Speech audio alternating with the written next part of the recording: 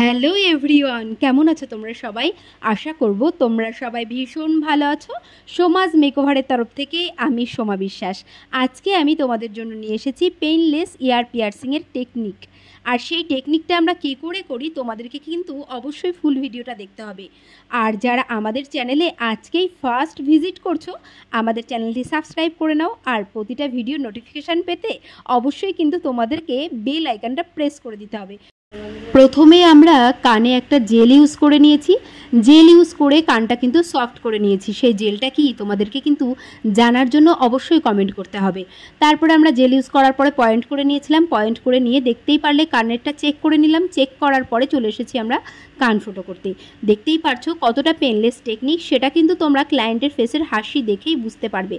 আমরা খুব সুন্দর করে এখানে পয়েন্টে আমরা কানটা ফুটিয়ে দিলাম। দেখো আমার ক্লায়েন্টের ফেসের হাসি, ফার্স্ট কানটা আমাদের ফুটো করা হয়ে গেছে। তো এরপরে আমরা চলে যাব সেকেন্ডটায়।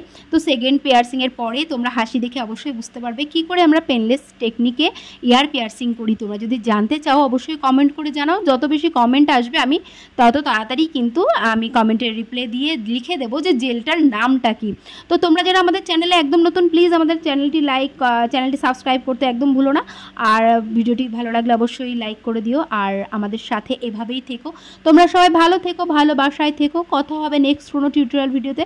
আমাদের কান ফোটানো কমপ্লিট হয়ে গেছে। এরপরে আমরা যেটা করবো সেটা এরপরেই আমরা কানের গুজি পরিয়ে দেবো। তারপরেই কিন্তু আমাদের যে পিয়ার্সিং টেকনিক কমপ্লিট হয়ে যাবে। তোমরা সবাই ভালো থেকো। কথা হবে নেক্সট কোনো ভিডিওতে। টাটা।